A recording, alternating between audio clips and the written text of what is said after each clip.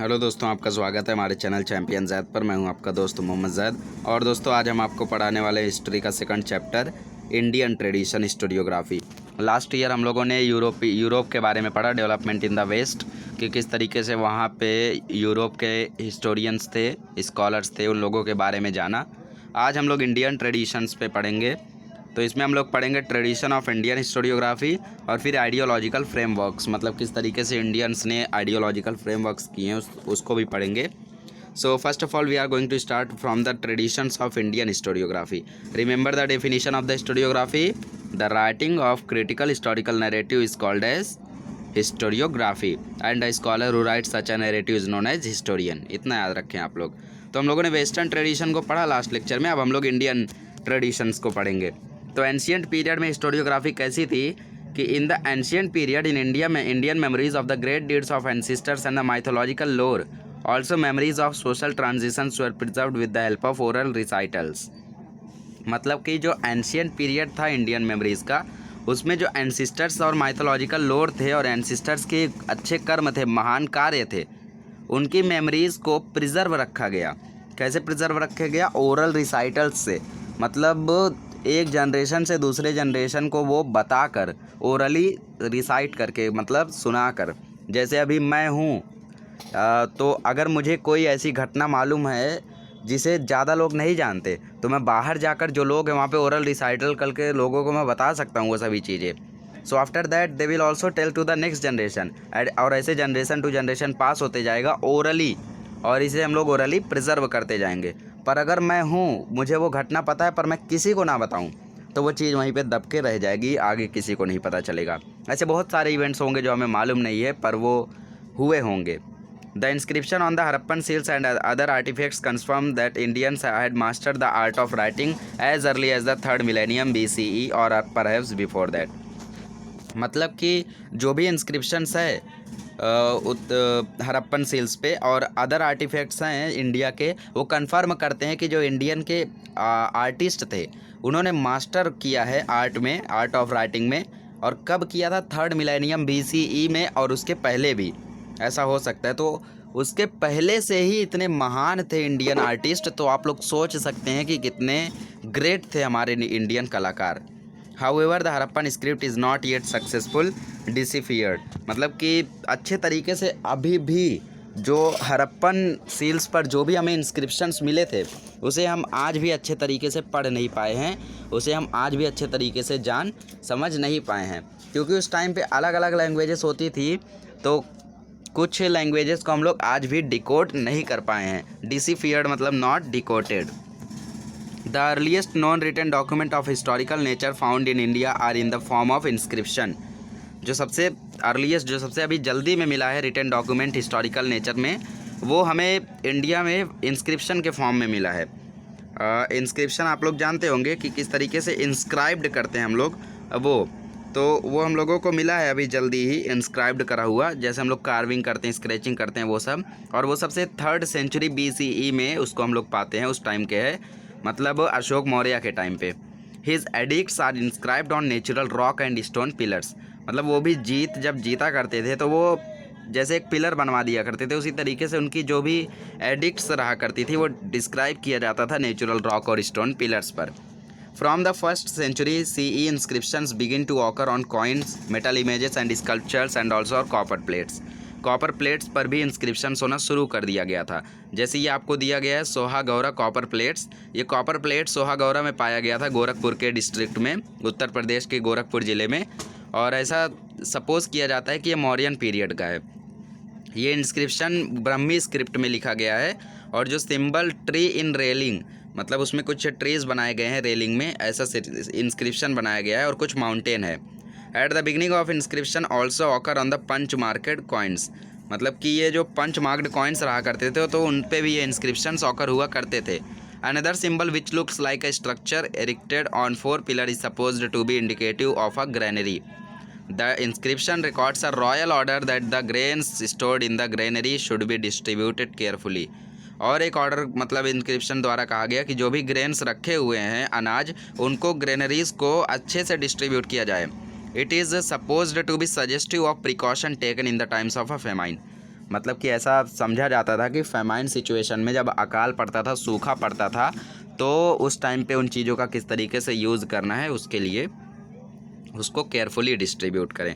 तो they provide important historical information, हमें वो हिस्टोरिकल इन्फॉर्मेशन बहुत इंपॉर्टेंट देते हैं। जैसा आप लोग जानते होंगे कि पहले के टाइम पे जो भी चीज़ें लिखा करते थे उनसे हमें बहुत ज़्यादा जानकारियाँ मिलती थी। We get to know about the dates of various king, dynastic genealogies, territorial extent and administration of various empires and kingdoms, and also important political events, social organization, climate, famine, etc. of the respective times। मतलब कि हमें information मिलती है अलग अलग king कौन से ज़माने में आए, उनकी डायनेस्टी कैसी थी, उनका किंगडम मतलब कैसा था, और कितना टेरिटरी उनका बढ़ा हुआ था, कितने कहाँ से कहाँ तक उनका कब्जा था, उनके इवेंट्स, ऑर्गेनाइजेशन, क्लाइमेट कैसे थे, फेमाइन कितनी बार आया, सब कुछ हमें पता चलता है इससे। एंशियंट इंडियन लिटरेचर में हमारा रामायण और महाभारत आता है। Puranas, Jain and Buddhist text, historical accounts by Indian authors and also travelogues by foreign travellers are important source of history. तो ये सब जो हिस्टोरिकल टेक्स्ट थे और फॉरेन ट्रेवलर्स ने जो ट्रेवलॉग्स लिखे हैं, ट्रेवलॉग मतलब जो ट्रैवलिंग करके उसका अनुभव बताते हैं, वो भी इम्पॉर्टेंट सोर्स ऑफ हिस्ट्री थे। तो उसी तरीके से जो बायोग्राफीज़ लिखी जाती थी राजा महाराजा की, वो एक इम्पॉर्टेंट स्टेप थी इंडियन हिस्टोरियोग्राफी में। जैसे एक हर्ष चरित्र बुक लिखी गई थी 7th सेंचुरी में बाणभट्टा के द्वारा। तो बाणभट्टा एक बहुत ही अच्छे राइटर थे, तो उनकी जो हर्ष चरित्र बुक थी, वो हर्ष मतलब किंग हर्ष की बायोग्राफी थी। चरित्र मतलब बायोग्राफी और हर्ष मतलब किंग हर्ष, तो उनकी बायोग्राफी थी। उसमें रियलिस्टिक पिक्चर थी सोशल, इकोनॉमिक, पॉलिटिकल, रिलीजियस और कल्चरल लाइफ की उन किंग के ज़माने में। और हिस्टोरियोग्राफी ऑफ मेडिवल पीरियड में कैसी थी वो पढ़ते हैं। तो मेडिवल पीरियड में एक राज तरंगिणी नाम की बुक लिखी गई थी।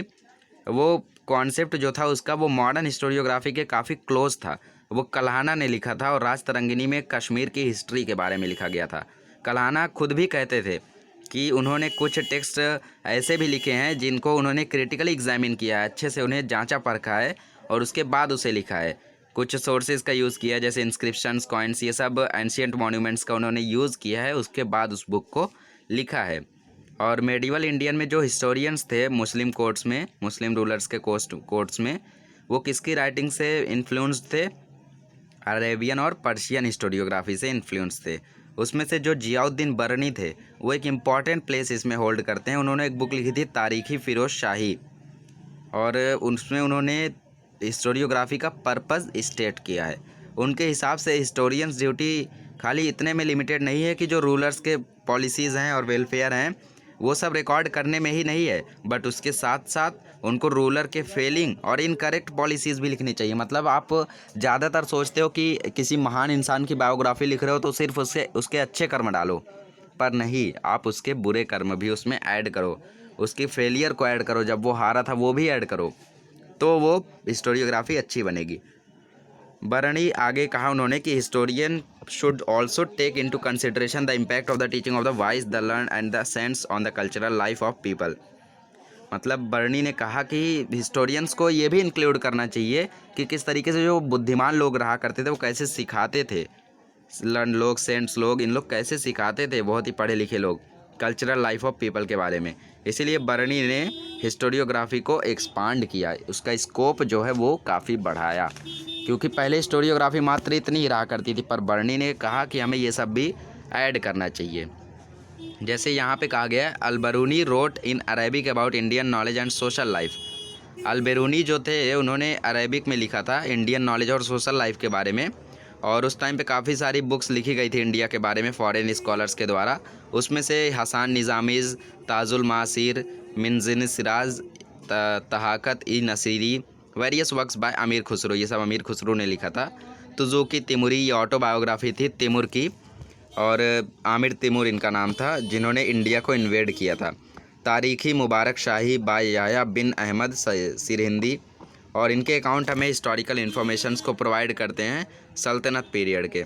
और फॉरेन ट्रैवलर्स के जो अकाउंट्स थे इंडिया में, वो भी बहुत ही ज़्यादा इंपॉर्टेंट है। उसमें से कुछ फॉरेन ट्रैवलर्स के नाम दिए गए हैं, जैसे Ibn Battuta, Abdul Razzaq, Marco Polo, Nicolo Conti, Barbosa and Domingo Paes. और उनके जो लिखी हुई डायरीज़ थी वो हमें प्रोवाइड करते हैं हिस्टोरिकल इन्फॉर्मेशन मेडिवल इंडिया के बारे में। ईश्वर दास नागर, भीमसेन सक्सेना, खाफ़ी खान एंड निकोलो मनुक्की, ये कुछ हिस्टोरियंस थे औरंगज़ेब टाइम के, और इनके जो बुक्स थे उसमें मुग़ल हिस्ट्री के बारे में लिखा गया है। तो कभी भी आपको मौका मिले दोस्तों तो इनकी बुक्स को पढ़ें, आप लोग को बहुत ही अच्छा लगेगा मुग़ल पीरियड के टाइम के बारे में पढ़ के। For the historians in the Mughal court praising the emperor and exhibition of loyalty became more important. The custom of adding suitable poetic quotes and beautiful pictures was also introduced. मतलब कि जो historians थे Mughal courts में वो emperors जिस तरीके से उनको प्रेज़ किया करते थे और लॉयल्टी के बारे में एग्जीबिशन किया करते थे, वो बहुत ही ज़्यादा इम्पोर्टेंट हो गए। और उस कहानी में, उस चीज़ में अगर आप कुछ पोइटिक कोट्स मतलब कुछ मोटिवेटिंग चीज़ें लिख दो, कुछ शायरी लिख दो, कुछ पोइट लिख दो, तो वो ज़्यादा अच्छी बन जाती थी। और उसमें ब्यूटीफुल पिक्चर्स भी लगाना इंट्रोड्यूस हो चुका था।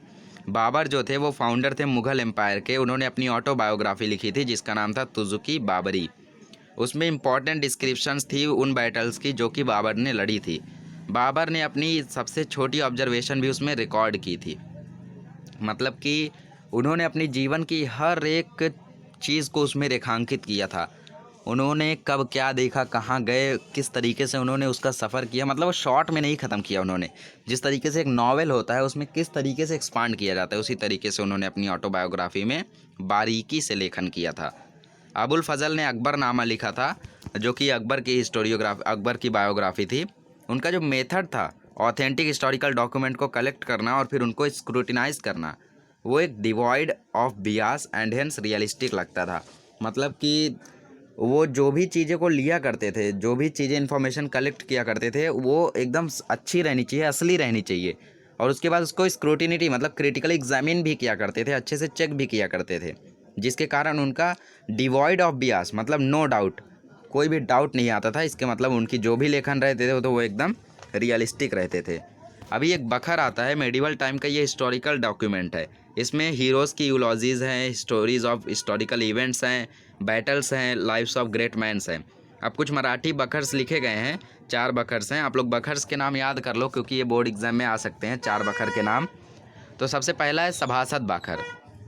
सभासद बखर लिखा है कृष्णाजी अनंत सभासद ने छत्रपति राजा राम महाराज के रूल के समय पे।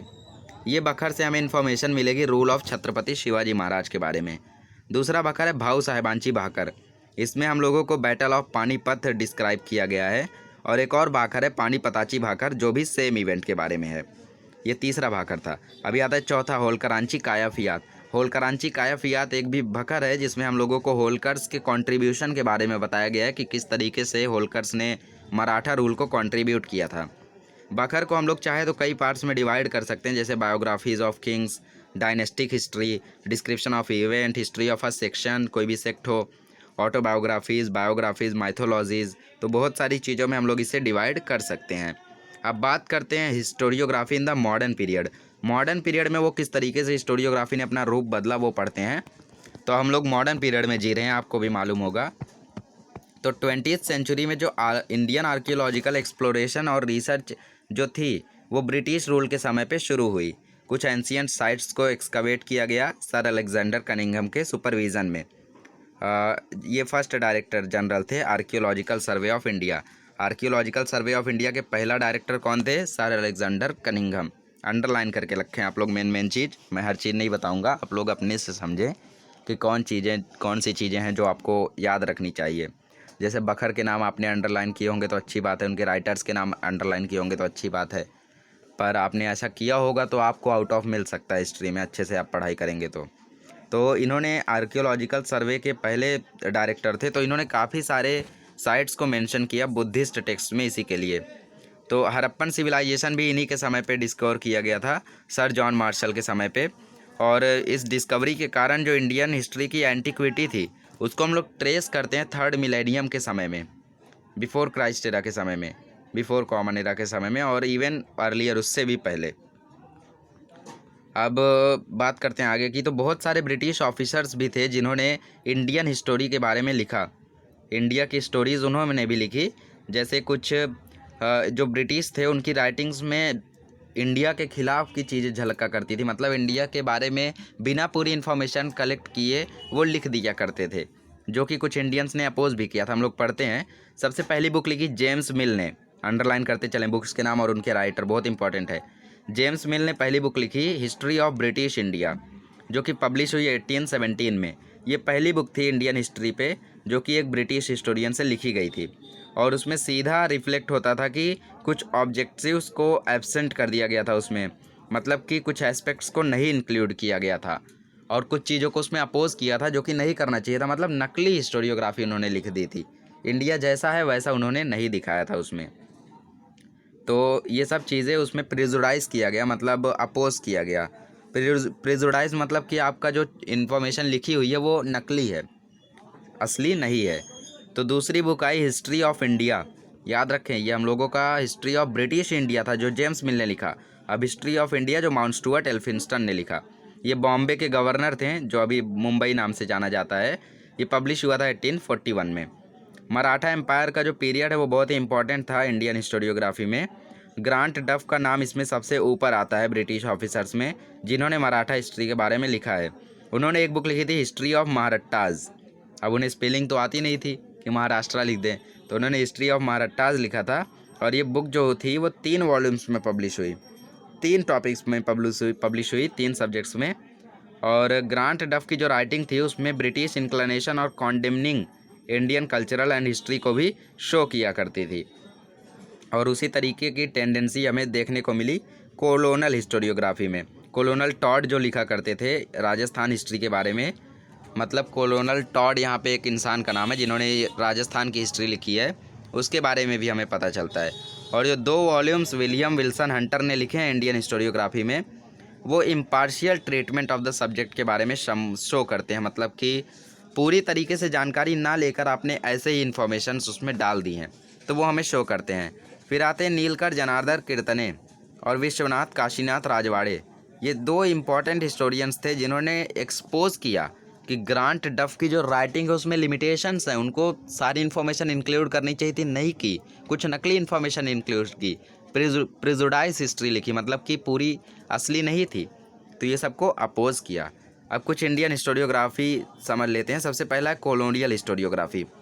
तो कॉलोनियल हिस्टोरियोग्राफी शुरुआत में जो कॉलोनीज़ के रूलर्स थे, मतलब ब्रिटिश जो थे, उन्होंने लिखी थी।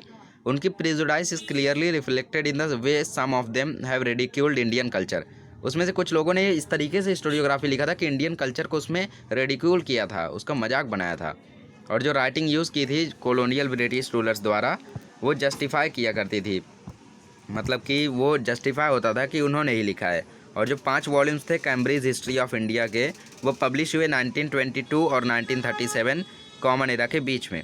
और ये डिस्टिंक्ट एग्जाम्पल थे कॉलोनियल हिस्टोरियोग्राफी के। अब आता है ओरिएंटलिस्ट हिस्टोग्राफी। तो ओरिएंटलिस्ट हिस्टोरियोग्राफी जो थी उसको मतलब क्या कि दूसरों के लिए कुछ अच्छा सोचना। जैसे कुछ यूरोपियन स्कॉलर्स थे, उनको इंडिया की सिविलाइजेशन के बारे में थोड़ा सा क्यूरियस, थोड़ा एक्साइटमेंट हुआ, और कुछ लोगों को उसके दूसरी जो ईस्ट कंट्रीज़ थी उस पर थोड़ा सा रिस्पेक्ट हुआ। इन स्कॉलर्स को हम लोग बोलते हैं ओरिएंटलिस्ट। जो ओरिएंटलिस्ट थे वो लोग स्टडी किया करते थे संस्कृत और कुछ यूरोपियन लैंग्वेज के बीच में सिमिलरिटीज़, और वो ज़्यादा फोकस किया करते थे वैदिक ट्रेडिशन पे और संस्कृत लिटरेचर पे, संस्कृत के साहित्य पे और वैदिक ट्रेडिशंस पे। उनकी स्टडी को मतलब कि their studies resulted into formulating notion of N ancient language that could be the mother of all Indo European languages. मतलब उनकी स्टडी से ये पता चला कि जो उनकी जो नोशन मतलब बिलीफ, उनको ये पता चला कि जो एक लैंग्वेज है वो सबकी मदर है इंडो यूरोपियन लैंग्वेज में। वो कौन सी लैंग्वेज थी हम लोगों की? संस्कृत। आगे पढ़ेंगे हम लोग। 1784 में सर विलियम जोन्स ने एक एशियाटिक सोसाइटी को फाउंड किया कोलकाता में, जिसके कारण उनकी जो रिसर्च के दरवाजे थे वो खुल पड़े और उन्होंने रिसर्च शुरू कर दिया इंडियन लिटरेचर तथा हिस्टोरियोग्राफी पे। कुछ ओरिएंटलिस्ट हिस्टोरियोग्राफर्स के बीच में नाम दिए गए हैं जो कि फ्रेडरिक मैक्स म्यूलर हैं, एक स्पेशल प्लेस डिजर्व करते हैं। और उनके ओपिनियन में संस्कृत जो है वो mother of all Indo European language है। संस्कृत एकदम एंशियंट लैंग्वेज है इंडो यूरोपियन लैंग्वेजेस में, जिसके कारण सारी लैंग्वेजेस बनी हैं। तो यूरोपियन लैंग्वेज आप लोग देखोगे तो संस्कृत से मेल खाती होंगी, और वो ज़्यादा इंटरेस्टेड थे संस्कृत लिटरेचर में, और उन्होंने इसीलिए संस्कृत टेक्स्ट को भी ट्रांसलेट किया था जो कि था हितोपदेश। और उसके साथ साथ उन्होंने 50 वॉल्यूम एडिट किए थे सेक्रेड बुक ऑफ ईस्ट के। और उन्होंने कंपाइल किया था ऋग्वेदा को, जो कि पब्लिश हुई 6 वॉल्यूम्स में। उन्होंने ऋग्वेदा को जर्मन में भी ट्रांसलेट किया। Lately Edward Said a scholar who has revaluated the orientalist history has thrown light on imperialistic interest of orientalist scholars. उसके बाद उनको पता चला कि जो भी हमारे जो ओरिएंटलिस्ट हिस्टोरियोग्राफर्स हैं, जो हिस्टोरियंस हैं, उनकी जो इतना इंटरेस्ट क्रिएट हुआ, उसके कारण जो इंटरेस्ट था ओरिएंटलिस्ट स्कॉलर्स का वो काफ़ी बढ़ गया। अब पढ़ते हैं नेशनलिस्टिक हिस्टोरियोग्राफी, तीसरा हम लोगों का। तो इंडियन हिस्टोरियंस के राइटिंग्स, वो इंडियन हिस्टोरियंस जो ट्रेन हुए हैं ब्रिटिश एजुकेशनल सिस्टम में, वो एक इंक्लिनेशन शो करते हैं, मतलब कि उनको मालूम है कि ब्रिटिश ने इंडिया के बारे में किस तरीके से लेखन किया है, तो वो एक इंक्लिनेशन शो करते हैं कि वो इंडिया का जो प्राइड है वो दोबारा से ला सकें, और इंडियन रीडर्स का सेल्फ स्टीम, जो उनका सेल्फ रिस्पेक्ट है, क्योंकि उन्होंने कुछ प्रेजुडाइज हिस्ट्री लिखी है इंडिया की, मतलब पूरी जानकारी के साथ नहीं लिखी है, और उनकी राइटिंग को हम लोग बोलते हैं नेशनलिस्टिक हिस्टोरियोग्राफी। नेशनलिस्टिक राइटिंग जो महाराष्ट्र में थी वो इंस्पायर हुई विष्णु शास्त्री चिपलुंकर से। ये बहुत ही महान नेशनलिस्टिक हिस्टोरियन थे, इनकी राइटिंग से सब इंस्पायर हुए थे। उन्होंने जो प्रेजुडाइज हिस्ट्री थी एंशिएंट इंडिया की, ब्रिटिश ऑफिसर्स द्वारा जो लिखी गई थी, उनको इन्होंने अपोज किया, क्रिटिसाइज़ किया। और जो नेशनलिस्टिक हिस्टोरियंस थे उन्होंने गोल्डन एरा सीख करने का सोचा था कि वो इंडिया का जो गोल्डन एरा है उसको खोज सके, मतलब कि पूरी जानकारी अच्छे से लिख सके। और उनके समय में उनको ब्लेम किया गया, critical analysis of the historical truth, मतलब कि they are at times blamed for ignoring. उनको कुछ समय के लिए ब्लेम किया गया कि आपने ऐसा पता क्यों नहीं किया कि कुछ लोगों ने क्रिटिकल एनालिसिस किए बिना हिस्टोरिकल ट्रूथ को लिख दिया है। इसमें से कुछ महादेव गोविंद राणादे, रामकृष्ण गोपाल भांडरकर, वी.डी. सावरकर, राजेंद्र लाल मिश्र, रमेश चंद्र मजूमदार, काशी प्रसाद जायसवाल, राधा कुमुद मुखर्जी, भगवान लाल इंद्रजीत और वासुदेव विष्णु मिराशी, अनंत सदाशिव अटलेकर, ये कुछ रिनाउंड हिस्टोरिकल्स थे, नेशनलिस्टिक हिस्टोरियंस थे। अब यहाँ पे बोला है जस्टिस महादेव गोविंद राणादे, इन्होंने राइज ऑफ मराठा पावर एक बुक लिखी थी, जिसमें इन्होंने किस तरीके से मराठा एम्पायर का राइज हुआ उसके बारे में बताया है। और उनके हिसाब से it was not like a suddenly erupted forest fire but the ground for it in Maharashtra on the social, cultural and religious level was getting ready over a prolonged period. मतलब उनके हिसाब से ये फटाक से नहीं हो गया, इतना जल्दी से राइज नहीं हो गया, काफ़ी समय लगा था। राजवाड़े इज़ वेल नोन, मतलब कि जो वी.के. राजवाड़े थे वो काफ़ी जाने माने इंसान थे मराठी में, और उन्होंने काफ़ी सारे सब्जेक्ट्स में लेखन किया, जैसे हिस्ट्री, लैंग्विस्टिक, इटाइमोलॉजी, ग्रामर, इन सभी चीज़ों में उन्होंने काम किया है। और इटाइमोलॉजी मतलब कि स्टडी ऑफ वर्ड्स, और वो एक फर्म ओपिनियन के थे, एक स्ट्रिक्ट ओपिनियन के थे कि हमें अपनी ओन हिस्ट्री लिखनी चाहिए, क्योंकि हमारी हिस्ट्री अगर कोई और लिखेगा तो वो कुछ भी लिख देगा।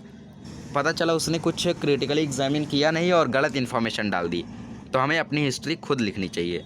उन्होंने कंपाइल किया और एडिट किया 22 वॉल्यूम मराठ्याच्या इतिहासाची साधने के, और वो 22 वॉल्यूम्स को उन्होंने एकदम अच्छे से लिखा था। और उसके साथ उन्होंने कहा कि जो हिस्ट्री है वो इंक्लूसिव इमेज है पास्ट सोसाइटीज़ का, उसमें सिर्फ political images, conspiracies, wars for seizing power यही नहीं इंक्लूड होता है। और उन्होंने कहा कि इसके साथ साथ और भी चीज़ें इंक्लूड होती हैं हिस्टोरियोग्राफी में। और उन्होंने कहा कि जो भी हिस्ट्री हम लोग लिख रहे हैं उसको ऑथेंटिक डॉक्यूमेंट्री सोर्स से लिखनी चाहिए, मतलब कि रियल रहनी चाहिए वो हिस्टोरियोग्राफी। और जो नेशनलिस्टिक हिस्टोरियोग्राफर्स होते हैं वो, मतलब जो नेशनलिस्टिक हिस्टोरियोग्राफी थी उससे जो इंडिया की, तो इनकी मदद से जो इंडिया का इंडिपेंडेंस मूवमेंट था उसमें काफ़ी राइज मिला, काफ़ी लोगों में अवेयरनेस आई। और इस एस्पेक्ट में वी.डी. सावरकर ने एक बुक लिखी थी, इंडियन वॉर ऑफ इंडिपेंडेंस 1857। ये बहुत ही ज़्यादा इंपॉर्टेंस की बुक थी, क्योंकि उस समय इसने अवेयरनेस क्रिएट किया था कि लोगों को इंडिपेंडेंस रहना चाहिए। तो नेशनलिस्टिक हिस्टोरियोग्राफी जो भी रहती है वो मोमेंटम प्रोवाइड करती है रीजनल हिस्ट्रीज़ को भी।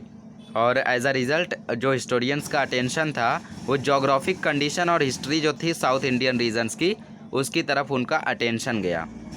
तो इस तरीके से वी.डी. सावरकर ने काम किया था।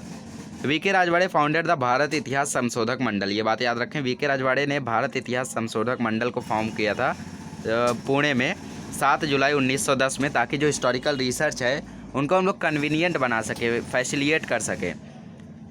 तो ये था हम लोगों का। और वी.के. राजवाड़े ने यहाँ पे कुछ सेंटेंसेस लिखे हैं, चलिए पढ़ते हैं। Human history is defined by time and space, describing any event necessities that the final portrayal should be spread on the complete canvas of the given time and place। मतलब वो कहते हैं कि जो ह्यूमन हिस्ट्री है वो time और space से डिफ़ाइन कर सकते हैं हम लोग, उसमें हर चीज़ों को अच्छे से डिफ़ाइन करना चाहिए only if a balance combination of 3 factors, अगर बैलेंस कॉम्बिनेशन होगा उसमें तीनों फैक्टर का, टाइम, स्पेस और पर्सनैलिटीज़ का, तो ही वो इवेंट क्वालिफाई कर पाएगा और अच्छे से वो जाना माना बन पाएगा। ऐसा वीके राजवाड़े का मानना था। अब बात करते हैं historiography in the post independence period. Now along with the writing the dynastic histories, the cultural, social, economic industry histories were also being written. और डायनेस्टिक हिस्ट्री के साथ साथ अभी कल्चरल, सोशल, इकोनॉमिक भी लिखने लगे थे लोग। जो स्कॉलर्स थे पोस्ट इंडिपेंडेंस के पीरियड के, उनको लगा कि हमें कम्युनिटीज़ के बारे में भी लिखना चाहिए, पॉलिटिकल आइडियोलॉजीज़ के बारे में भी लिखना चाहिए। और कुछ आइडियोलॉजिकल स्कूल्स थे जिसमें सब लिखा गया, जैसे मार्क्सिस्ट हिस्टोरियो, सुबल्टन हिस्टोरियोग्राफी और फेमिनिस्ट हिस्ट्री, तो इनके बारे में लिखा गया था। तो मार्क्सिस्ट हिस्ट्री ये बोर्ड में आ चुका है 3 मार्क का, याद रखें आप लोग। तो मार्क्सिस्ट हिस्टोरियो का मतलब क्या होता है कि जो प्रोडक्शन के मीन्स हैं, मतलब किस तरीके से प्रोडक्शन हो रहा है, और मोड्स हैं, मतलब कि कौन सी चीज़ों से हो रहा है, और जो इंडस्ट्रियल रिलेशंस है वो सब सेंटर में रहते हैं। वो सब इम्पॉर्टेंट एस्पेक्ट हैं मार्क्सिस्ट हिस्टोरियंस की राइटिंग के। और एनालाइज करना हर सोशल इवेंट का सिग्निफिकेंस, हर सोशल इवेंट जो हुआ है उसका कितना सिग्निफिकेंस है, वो एनालाइज करना इनकी बेसिक थीम है मार्क्सिस्ट हिस्टोरियोग्राफी की। मार्क्सिस्ट हिस्टोरियंस जो इंडिया के थे वो ट्रांजिशन से कंसर्न्ड थे, मतलब कि जो भी चेंजेस आए कास्ट सिस्टम में उसकी स्टडी किया करते थे। कुछ नोटेबल हिस्टोरियंस हैं मार्क्सिस्ट के, जैसे दामोदर धर्मानंद कोसाम्बी, कॉमरेड श्रीपाद अमरुद डांगे, रामशरण शर्मा, CS पाटिल, इन्होंने नोटेबली कंट्रीब्यूट किया है। इसमें से कॉमरेड डांगे एक फाउंडर थे इंडियन कम्युनिस्ट पार्टी के, और इनकी जो बुक थी प्रिमिटिव कम्युनिज्म टू स्लेवरी, ये बुक इन्होंने रिप्रेजेंट की थी, मतलब इन्होंने लिखी थी ये बुक, जिसमें मार्क्सिस्ट हिस्टोरियोग्राफी के बारे में लिखा गया था। अब पढ़ते हैं सुबल्टन हिस्टोरियोग्राफी। तो सुबल्टन हिस्ट्री जो थी उसके जो बेस है, उसका जो नींव है, जो सीड लिखा है यहाँ पे, उसका मतलब उसका जो नींव है वो हम लोग खोज सकते हैं मार्क्सिस्ट हिस्टोरियोग्राफी की। सुबल्टन मतलब बॉटम मोस्ट रैंक। तो जो इटालियन हिस्टोरियन एंटोनियो ग्रामस्की थे, इन्होंने बहुत ही इंपॉर्टेंट रोल प्ले किया था इसमें, आइडिया डेवलप करने में, कि जो भी हिस्ट्री हम लोग लिखते हैं उसको बॉटम मोस्ट, मतलब सबसे छोटे लोगों से शुरू करनी चाहिए सोसाइटी में। इनफैक्ट सुबल्टन का मतलब भी तो यही होता है, बॉटम मोस्ट रैंक। तो जो भी सुबल्टन हिस्ट्री हम लोग लिखें उसको शुरू एकदम नीचे के लोगों से करें। फोकलोर जो था उसको एक important source of writing consider किया जाता है सुबल्टन हिस्ट्री में। इसमें से रंजीत गुहा एक इंडियन हिस्टोरियन थे, तो इन्होंने एक मेजर रोल प्ले किया था सुबल्टन हिस्ट्री को इस्टेब्लिश करने में, एक important academic school of historiography में। और इसके अलावा हमारे पास कुछ सुबल्टन आइडियोलॉजीज एक्सप्रेस की गई थी महात्मा ज्योतिराव फूले और डॉक्टर बाबा साहेब अम्बेडकर द्वारा। महात्मा फूले ने हिस्ट्री ऑफ शूद्र, मतलब कि जो शूद्र अति शूद्र लोग थे, कम्युनिटीज़ थी, उन्होंने अपनी गुलामगिरी बुक में इन लोगों के बारे में लिखा था। और उन्होंने उसमें एक्सप्लॉयटेशन, मतलब जो अत्याचार हैं वुमेंस के, शूद्राज के, अति शूद्राज पे, वो जो रिलीजन के नाम पे इतने एक्सप्लॉयटेशन किए जाते हैं उसकी तरफ उन्होंने अटेंशन क्रिएट किया था। और जो शूद्र और अति शूद्र का टर्म है ये इंडिकेट करता है बॉटम मोस्ट रैंक, मतलब सबसे छोटा रैंक, मतलब जो सोसाइटी में छोटे लोग होते हैं उनकी तरफ ये अपना अटेंशन क्रिएट करना चाहते थे। Role of the people belonging to Dalit caste is a very significant in the shaping of various cultural and political aspects of India. मतलब कि जो दलित कास्ट के लोग थे उनकी तरफ अटेंशन क्रिएट करना चाहते थे, उनके कल्चरल और पॉलिटिकल एस्पेक्ट को शेप करना चाहते थे। बट जो however their role was not duly acknowledged by the colonial and nationalistic historiography, पर उसको अच्छे तरीके से ड्यूली मतलब अच्छे तरीके से एक्नॉलेज नहीं कर पाए कॉलोनियल और nationalistic historians. Doctor Baba Saheb Ambedkar इस फैक्ट पे काफ़ी फोकस किया करते थे और उन्होंने 2 बुक लिखी, एक हु वेयर द शूद्राज और एक द अनटचेबल्स। मतलब इन्होंने कहा शूद्रा कौन है भाई, ये कौन सा नाम आपने बनाया है, जब ऊपर वाले ने ऐसा कुछ नहीं किया तो हम बंटवारा करने वाले कौन होते हैं। और एक बुक बनाई द अनटचेबल्स, मतलब जो छूत अछूत मानते हैं उन लोगों पर। और ये एक एग्जाम्पल था सुबल्टन हिस्टोरियोग्राफी के टाइप का। अब पढ़ते फेमिनिस्ट हिस्ट्री। तो फेमिनिस्ट हिस्ट्री जो थी उसमें जो वीमेंस ने हिस्टोरियोग्राफी लिखी है उसके बारे में है ये। तो इसमें कुछ इम्पॉर्टेंट वुमेंस थी जिन्होंने काफ़ी इम्पॉर्टेंट बुक लिखी। तो इसमें कौन कौन सी बुक लिखी हैं चलिए देखते हैं। Among women authors writing about the women in the 19th century CE, Tarabai Shinde was a foremost one. Tarabai Shinde ने सबसे पहली बुक लिखी। उन्होंने मेल डोमिनेटेड सोशल सिस्टम और कास्ट सिस्टम को अटैक करते हुए, मतलब उसके खिलाफ उन्होंने बुक लिखी। और वो बुक थी स्त्री पुरुष तुलना। ये पब्लिश हुई 1882 में, मतलब जो लड़कियों और लड़कों के बीच में तुलना की जाती है वो उसके खिलाफ इन्होंने बुक लिखी कि दोनों समान हैं, आप तुलना क्यों करते हैं। और 1888 में पंडित रमाबाई ने एक बुक पब्लिश की, हाई कास्ट हिंदू वुमेन। मतलब जो हाई कास्ट की हिंदू वुमेन्स है वो किस तरीके से लो कास्ट को एक्सप्लॉइट करते हैं, उसकी तरफ इन्होंने अपनी बुक लिखी। Feminist literature of the post-independence era concentrated on the issues like employment of women, treatment of meted out of them at their workplace, their right to political equality, etc. मतलब जो feminist literature था, जो women's का साहित्य है, उसमें किस तरीके से वुमेन्स ने कौन से इश्यूज़ को डिस्क्राइब किया पोस्ट इंडिपेंडेंस, मतलब इंडिपेंडेंस के बाद में। उसमें से कुछ था एम्प्लॉयमेंट ऑफ वुमेन, मतलब वुमेन्स की जॉब और उनका ट्रीटमेंट, और कौन से वर्क प्लेस पे वो काम कर रहे हैं, वहाँ पे उनका देखभाल अच्छे से हो रहा है या नहीं, कहीं सैलरी में कुछ काम कम तो नहीं हो रहा है या फिर वुमेन से ज़्यादा काम करा रहे हैं। तो ये सभी चीज़ों के बारे में लिखा, और उसके साथ साथ पॉलिटिकल इक्वलिटी के बारे में भी लिखा वहाँ पे कि उनको हक है कि जितना मेल्स पार्टिसिपेट कर सकते हैं उतना फीमेल्स भी। तो इसमें से एक बुक लिखी थी मीरा कोसाम्बी ने, जो बुक का नाम था क्रॉसिंग थ्रेशोल्ड। ये एक एस्से थी सोशल हिस्ट्री के बारे में, और इसमें लाइफ स्टोरी है कुछ वुमेन्स की, जैसे पंडिता रामाबाई और डॉक्टर रुखामाबाई। तो इन सभी की इसमें लाइफ के बारे में लिखा गया है। और ये जो डॉक्टर रुखामाबाई थी, ये पहली प्रैक्टिसिंग लेडी थी, लेडी डॉक्टर थी इंडिया की। तो पहली डॉक्टर यही थी। आपको अगर क्वेश्चन आया बोर्ड में तो फिल इन द ब्लैंक के फॉर्म में तो आप लोग लिखना। A lot of literature is available unfolding the view point of Dalit women in Maharashtra. बहुत सारा साहित्य जो दलित वुमेन्स है महाराष्ट्र में, उन पर भी पढ़ा हुआ है। इसमें जो डॉक्टर शर्मिला रेगे है, इनका वर्क जो है वो नोटवर्दी है। इन्होंने बुक लिखा था राइटिंग कास्ट, राइटिंग जेंडर, और दलित वुमेन की टेस्टिमोनीज़ जो इन्होंने लिखी है इस बुक में, वो दलित वुमेन की एक तरीके से ऑटोबायोग्राफी है ये बुक। तो इस बुक में इन्होंने उन सभी चीज़ों को इंक्लूड किया है, उनके एक्सप्लॉयटेशन के बारे में। तो पब्लिकेशन ऑफ मराठी रियासत, मतलब अभी यहाँ पे छोटा सा पार्ट आप लोग पढ़ लें, उसके बाद आगे पढ़ते हैं। तो डू यू नो करके बोला है, जो गोविंद सखाराम सरदेसाई थे, इन्होंने मराठी रियासत नाम की एक बुक लिखी थी, और ये एक टाइप की अचीवमेंट थी इंडियन हिस्टोरियोग्राफी में। तो इनका काम जो था इतना फेमस हो गया कि लोगों ने इनको रियासतकार बुलाना शुरू कर दिया। मराठी रियासत जो इन्होंने बुक लिखी गोविंद सखाराम सरदेसाई ने, इतनी बुक फेमस हुई कि लोगों ने इनका नाम ही रख दिया रियासतकार। और उसके बाद मराठा हिस्ट्री के उन्होंने कुछ वॉल्यूम्स को भी पब्लिश किया। तो ये उनकी लेखन थे कुछ। अब आगे बढ़ते हैं। There have been a number of Indian historians who wrote about without embarrassing a particular ideology। मतलब कि कुछ ऐसे भी हिस्टोरियंस थे जिन्होंने दूसरे को अपोज ना करके सिर्फ अपने बारे में लिखा। मतलब यही सही हिस्टोरियोग्राफी होती कि आप अपनी बुक लिखो पर उसमें किसी के भावना को ठेस नहीं पहुंचनी चाहिए। तो इसमें से कुछ राइटर्स थे जैसे सर जादूनाथ सरकार, सुरेंद्र नाथ सेन, रियासतकार गोविंद सखाराम सरदेसाई और त्रयंबक शंकर सजवेलकर। ये नोटवर्दी थे। ये चारों नाम आप लोग याद रखें। 4 नाम है तो 4 बॉक्स में आ सकते हैं भाइयों। और मैंने देखा है कि किसी भी नोट्स में ये नाम नहीं है, तो बोर्ड में वही क्वेश्चन आते हैं जो नोट्स में या तो किसी नोट में नहीं प्रेजेंट रहते हैं, या तो नोट्स में प्रेजेंट रहते हैं पर दूसरे फॉर्म में रहते हैं, या तो सब नोट्स में प्रेजेंट रहते हैं, तो वही क्वेश्चन आते हैं बोर्ड में। तो ये क्वेश्चन किसी भी नोट में नहीं है दोस्तों, तो आप लोग इसे नोट करके रख लें। आप खुद की नोट्स बनाएं उसमें रखें। तो रिसेंट टाइम्स में हिस्टोरियंस जो थे जैसे यशवंत दिनकर फड़के, रामचंद्र गुहा, इन्होंने कंट्रीब्यूट किया एक्सटेंसिवली किसकी तरफ, हिस्टोरियोग्राफी ऑफ मॉडर्न इंडिया की तरफ। इसके कारण ये एविडेंट है, ये सबूत है कि जो इंडियन हिस्टोरियोग्राफी थी वो ग्रेटली इन्फ्लुएंस्ड हुई थी सोशल और पॉलिटिकल मूवमेंट से। और ऐसा लगता है कि जो कुछ पार्ट है इंडियन हिस्टोरियोग्राफी का वो कुछ डेवलप हुआ है outside the influence of these movements. इस मूवमेंट्स के इन्फ्लुएंस के बाहर पे भी कुछ पार्ट्स डेवलप हुए हैं, ऐसा भी लगता है। तो ये हम लोगों का सेकंड चैप्टर था।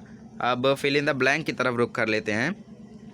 तो यहाँ पे बोला है कि पहले डायरेक्टर कौन थे आर्कियोलॉजिकल सर्वे ऑफ इंडिया, तो अलेक्जेंडर कनिंघम। अब यहाँ पे बोला है कि किसने संस्कृत टेक्स्ट को ट्रांसलेट किया था, तो इसमें हम लोगों के कौन थे, फ्रेडरिक मैक्स म्यूलर। अब यहाँ पे बोला है find the odd man out, मतलब रॉन्ग पेयर को फाइंड करो। तो यहाँ पे ये है हम लोगों का रॉन्ग पेयर, ये नेशनलिस्टिक हिस्ट्री है। अब ये गिव रीजन से आपको याद करने हैं, दोनों बॉक्स को फिल करना है, आपको ये सब कॉन्सेप्ट्स को फिल करने आना चाहिए। एटलीस्ट टेक्स्ट बुक के जितने भी ऑब्जेक्टिव हैं मैं तो बोलता हूँ एक पेज पे बना लो, ताकि उसे आप हमेशा फील करो, आपको हमेशा याद रहें। अब थर्ड चैप्टर हम लोग नेक्स्ट लेक्चर में पढ़ेंगे, दैट इज़ अप्लाइड हिस्ट्री। आज के लिए बस इतना ही। आज हम लोगों ने पढ़ा सेकंड चैप्टर। हमारे साथ जुड़े रहें, चैनल को सब्सक्राइब करके, वीडियोस को शेयर करके। मिलते हैं नेक्स्ट वीडियो में जल्द ही।